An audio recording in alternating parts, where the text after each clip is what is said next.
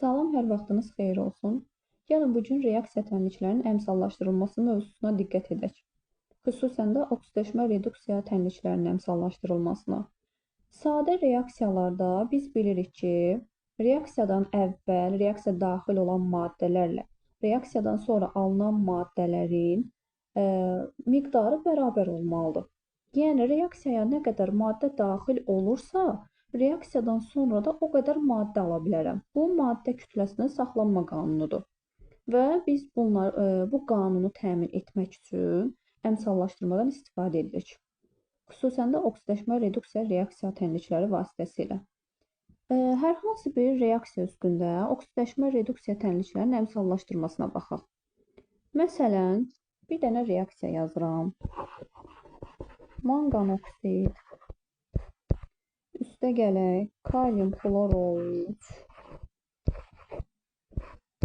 üstə gələk kalium OH. Deməli, buradan alınır kalium 2, manqan O4 üstə gələk kalium xlor üstə gələk H2O. Gəlin indi bu reaksiyada biz həm oksidləşdirici, həm reduksiya edici, həm onların məhsulu, həm onun əmsallaşdırılması, hər birinə diqqət edək. Birinci başlayaq onların oksidləşmə dərəcələrini yazmaqla. Oksigenin oksidləşmə dərəcəsi, bircə dəqiqə biraz daha kiçildək. Oksigenin oksidləşmə dərəcəsi olur -2. 2 dəfə 2-ni 4, onda manqan olacaq -4. Kalium birinci qrup metal olduğu üçün -1. Oksigen yenə -2. 2 dəfə 3-ün 6. 1 müsbət burada. Xlora qaldı -5. Kalium yenə -1 olacaq. Oksigen -2. Hidrogen -1. Yadınızdadırsa, əvvəldən demişdim ki, hidrogeni hər zaman -1, oksigeni isə -2 götürürsünüz. Bəzi istisna hallar olmaq şərti ilə. Hidrogenin istisnası o olacaq ki, yanında metal varsa hidrogen mənfi olmaq məcburiyyətində qalır. Oksigen isə florla birləşmələrində müsbət olacaq.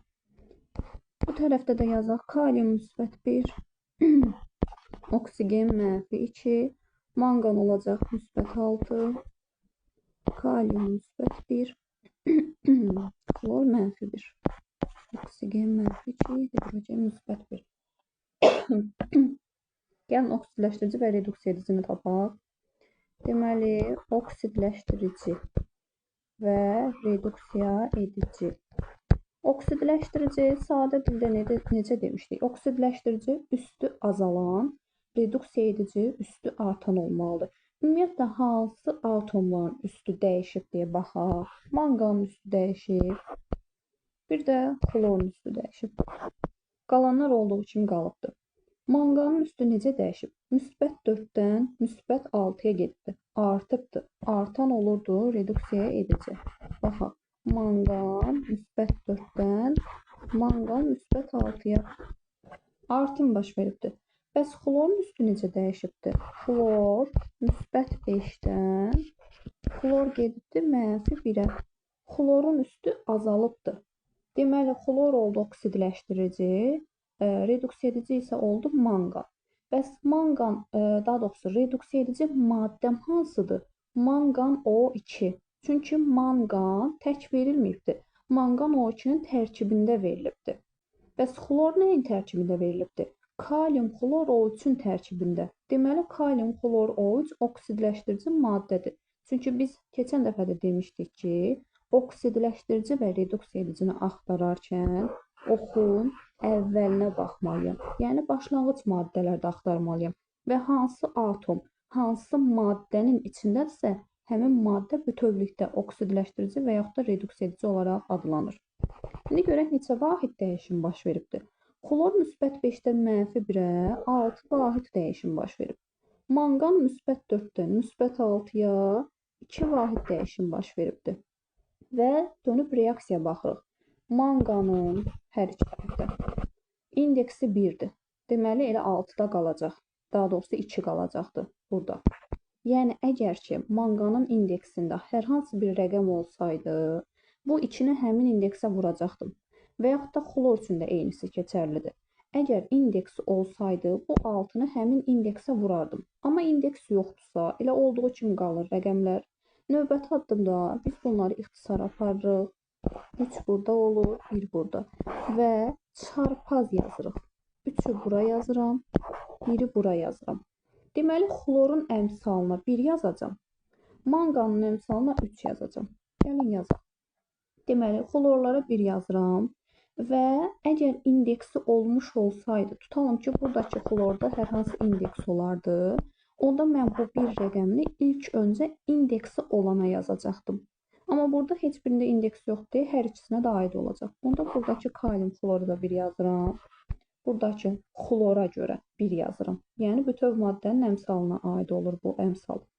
Manqana 3 yazmalıyam. Manqan harada var? Burada da var, burada da. Hər ikisinin də indeksi bərabər olduğu üçün hər ikisinə də 3 yazıram. Sonra 3 dəfə üçün 6 kalium, biri də burada 7 dənə. Bu 7-nin yenə biri burada, yerdə qaldı 6-sı. 6 yazıram kalium OH-a. Sonra hidrogenləri bərabərləşdir. 6 hidrogen burada olduğuna görə burada 3 yazım ki, 3 dəfə 2-nin 6. İndi bir-bir hamısına baxacaq olsaq, 3 manqan, 3 manqan, 7 kalium, 7 kalium, 6 hidrogen, 6 hidrogen, sonra 1 xlor, 1 xlor, yəni oxun əvvəlini və sonrasını müqayisə edirəm. Oksigenlər 3 dəfə 2-nin 6, 3-ü burada 9, bu da 6, 15. 3 dəfə 4-ün 12, 3-ü də burada 15. Deməli, bərabər oldu. Buradan bir də maddələri də yazıram. Oksidləşdirici maddə, yəni xlor hansı maddənin tərkibində oldu? Kalium, xlor, O3. Bəs reduksiya edici manqan. Manqan hansı maddənin tərkibində oldu? Manqan, O2. Reduksiya edici olanda hansı prosesə məruz qalırdı? Oksidləşmə prosesinə. Bəs oksidləşdirici olanda reduksiya prosesinə. Və həmin prosesin sonunda məhsul nədirsə, prosesin adı ilə adlanacaq. Yəni, oksidləşmə prosesinin məhsulu oksidləşmə məhsuludur. Reduksiya prosesinin məhsulu isə reduksiya məhsulu adlanacaq. Başqa bir reaksiya üzərində də baxaq. Başqa bir reaksiya, burada bu reaksiyanı yazacağım. Deməli, reaksiyamız olsun. H-xlor, bircə dəqiqə mən biraz yuxarıdan başlayayım. H-xlor, üstə gəlinsin, kalium, xlor, O3.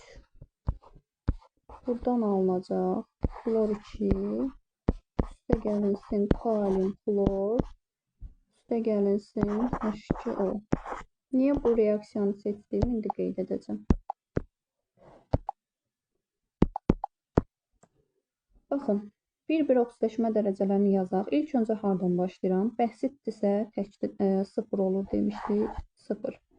Hidrogen müsbət 1-dirsə, xlora onda mənfi 1 olmaq düşür. Kalium birinci qrup metalı müsbət 1. Oksigen mənfi 2, 2 dəfə üçün 6, biri burada qaldı, bura müsbət 5. Kalium yenə müsbət 1, xlor mənfi 1, hidrogen müsbət 1, oksigen mənfi 2. İndi burada çaşdırıcı bir məqam var ki, baxın, xlor mənfi 1-dən mənfi 1-ə gedər, bir də xlor müsbət 5-dən 0-a gedər. Belə olsa, sadəcə bir dənə atom dəyişmiş olacaq. Amma reaksiyada həm oksidləşdirici maddə olmalıdır, həm də reduksiya edici olmalıdır. Yəni, xlor mənfi 1-dən mənfi 1-ə getməyəcək. Əksinə olacaq. Xlor mənfi 1-dən 0-a gedəcək. Buradakı H xlordan xlor 2-yə. Bu xlor isə müsbət 5-dən mənfi 1-ə gedəcək. Deməli, ardıcıllığımız belə olmalıdır. İndi yenə baxaq oksidləşdirici və reduksiya ediciyə. Oksidləşdirici, reduksiya edici. Oksidləşdirici nə idi? Üstü azalan. Hansı azalıbdır? Kalium xloru üstəki xlor müsbət 5-dən, yazaq müsbət 5, gedibdir. Hara? Kalium xlora, yəni mənfi 1-ə gedibdir. Bu yazdıq. Sonra reduksiya edici onda hansı olacaq? H xlordakı xlor mənfi 1-dən 0-a gedəcək. Deməli, yazdıram. Xlor mənfi 1-dən, xlor gedir 0-a. İndi görək neçə vahid dəyişim baş veribdir. Xlor müsbət 5-dən mənfi 1-ə 6 vahid. Baxaq, müsbət 5 olan xlorun indeksi yoxdur. Mənfi 1 olan xlorun da indeksi yoxdur. Yəni 6 olduğu kimi qalır. Amma mənfi 1 olan H xlordakı xlorun indeksi olmasa da xlor 2-nin indeksi var. Yəni buradan bura bir vahid dəyişim, indeksi də nəzərə almalıyam 2. 1 vurulsun 2. Bunlar ixtisar gedəcək olsa, burada olur 3, burada olur 1. Yenə çarpaz yazıram. 3, 1. Deməli, hansı xlorlara 1 yazacağım? Müsbət 5-dən mənfi 1 olana. Müsbət 5 buradadır. Bura yazıram 1. Mənfi 1 haradadır? Buradadır. Burada yazıram 1. Digər dəyişmə isə 3 yazacağım. Və ilk öncə bu 3-ü hara yazmalıyam? Kimin indeksini nəzərə almışamsa, ona yazmalıyam. Deməli, bura yazıram 3. 3 dəfə 2 nə oldu? 6. Onda burada 6 yazıram. Sonra indi hidrogen burada 6 dənə olduğu üçün, onda burada 3 yazdım ki, 3 dəfə 2-nin 6. Oksigenlər də zaten 1 vurulsun 3. 3 dənə, 3 vurulsun 1, 3 dənə. Yenə oksigenlər də bərabərləşmiş oldu. Başqa bir reaksiyada yazacağım.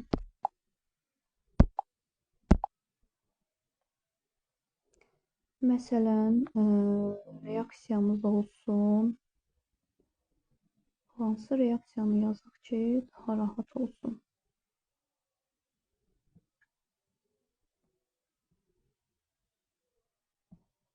Bir dəqiqə.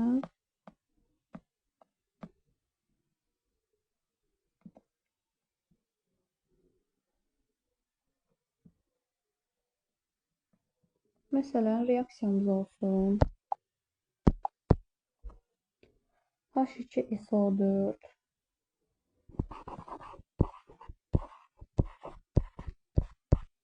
üstə gəlinsin qurğuşun. Alınacaq buradan ya da bu reaksiya qalsın. Çox çətinə getməyim mən. Mis oksid üstə gəlinsin NH3. Alınır buradan mis. Üstə gələk N2. Üstə gələk H2O. Biraz bəsit reaksiyamızı yazaq. Başlayaq bunların oksidləşmə dərəcələrini yazmağa. Oksigen əgər mənfi 2 olursa, onda mis müsbət 2 olmalıdır. Hidrogen müsbət 1-dirsə, 1 dəfə 3-ün 3 dənə müsbətimiz oldu. Onda bura olacaq mənfi 3. Mis bəsitdirsə 0 yazırıq. Azot yenə bəsitdirsə 0 yazırıq. Hidrogen müsbət 1, oksigen mənfi 2. Sonra yenə baxaq oksidləşdirici, reduksiya edici. Deməli, görək oksidləşdirici hansıdır? Üstü azalan. Hansının üstü azalıbdır? Misin. Deməli, mis 2 müsbətdən mis gedibdir 0-a. Yəni azalıbdır. Bəs neçə vahid azalıb? Elə 2 vahid. Ayağında da heç bir rəqəm olmadığı üçün, indeks olmadığı üçün elə 2 olaraq da qalır. Reduksiya edicimizə baxaq. Digər hansı üstünün dəyişibdir? Azot. Azot mənfi 3-dən azot gedibdir 0-a. N2 yazıram. 3 vahid. Amma burada 2 olduğu üçün 3 vurulsun 2 oldu 6 vahid. Növbəti addım nə edirdik? İxtisar aparırdı. Bura olurdu 1, bura olurdu 3. Sonra çarpaz yazırdı. Bura yazacağım 1, bura yazacağım 3. Deməli, azotun əmsalına 1 yazmalıyam. Hansı azota 1 yazmalıyam? İndeksi olan azota. Bura 1 yazıram. 1 dəfə 2-nin 2. 2 azot olduğuna görə, bu tərəfdə də 2 azot olsun deyə bura 2 yazıram. Sonra misə 3 yazmalıyam. Hansı misə 3 yazmalıyam? Hər ikisinə də 3 yaza bilərəm. 3, 3. Sonra 2 dəfə 3-ün 6. 6 hidrogen olduğuna görə burada 3 yazaq ki, burada da 6 hidrogen olsun. Və baxırıq ki, 3 oksigen, 3 oksigen. 2 azot, 2 azot, 3 mis, 3 mis, 6 hidrogen, 6 hidrogen hamısı bərabər oldu. Ümid edirəm ki, bu şəkildə sizlərə də aydın